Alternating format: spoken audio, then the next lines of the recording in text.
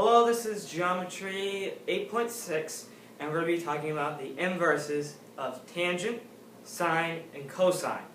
So first, I'm just going to define the inverse of tangent. Okay, so the definition of the inverse tangent is if you know the opposite side and adjacent side of an angle in a right triangle, you can use the inverse tangent to find the measurement of the angle. So, just to give a little example to get this information. If you do not know the measure of angle C, what you'll use is you'll get or take this opposite and adjacent side that will be C and D, and B, that will be small. What you'll do is you put into this calculation value, you'll be dividing C over B, and then you should get the measurement of C. And just a little information more is the inverse tangent is also called arctangent, and it also is labeled tan -1, and the arctangent is equal at tan if you're putting it into your calculator. Solving this triangle for the measure of angle A using the inverse of tangent. So what you're going to want to do is you're going to want to take the values that you have and plug them into the equation. So it's going to look like A equals the inverse of tangent times 9/15. So you're going to want to take that and you put that into your calculator and round it to the nearest tenth. You should get a value of A equals 30.9. So now we're going to go over the definition of the inverse sine.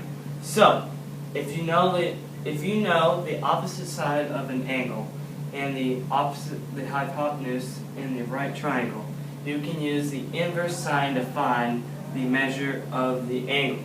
So, going over to this diagram right over here, if you're trying to find the measurement of angle C, if you can, what you'll do is you'll find the opposite and hypotenuse of it, and you'll plug it into this calculation. That'll be C over B, and you should be able to find it. So a little bit more information is the inverse sine is also called arcsine, and if you're going to your calculator, it'll be labeled sine -1 or A sine. Okay, so I'm going to be solving this triangle for the measure of angle A using the inverse of sine. So the first thing you want to do is you're going to want to take the opposite side of A and the hypotenuse of this triangle and plug it into the equation. So it's going to be A equals the inverse of sine times 10/18. And you're going to run that in your calculator, and what you should get out, it should be rounded to the nearest tenth. A is rounded to 33.7. So now we're going to go over the definition of the inverse of cosine. So if you know the adjacent side of an angle and the hypotenuse in the right triangle, you can use the inverse cosine to find the measurement of the angle. Just going over to the diagram, you can see what you want to find is you want to find C. If you want to find the measurement of angle C, what you'll have to find is the adjacent and hypotenuse of the triangle, and you should be able to put it into that calculation. A over B will equal the measurement of angle C. And if you're going into your calculator to find L, what you'll use is cosine -1 or A cosine. So I'll be solving this triangle for the measure of angle A using the inverse of cosine.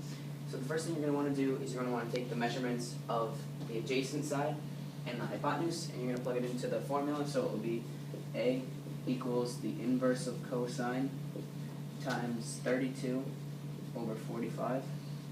And you're going to put that into your calculator and round it to the nearest tenth. It should come out to A equals 44.7. This is a picture of a dragonfly. Line segment CA equals 6 centimeters, and line segment CB equals 10 centimeters. Okay, so since we know that the measurement of the length of the left wing of the dragonfly is 6 centimeters, and we know that the line in between the two wings is 10 centimeters, we can easily use the inverse of cosine to find the measure of angle C. So what you want to do is you want to take the measurement of the adjacent side and the measurement of the hypotenuse and plug it into the equation. So it would be A equals the inverse of cosine times 6 over 10. And then you put that into your calculator and round it to the nearest tenth. You should get A is equal to 53.5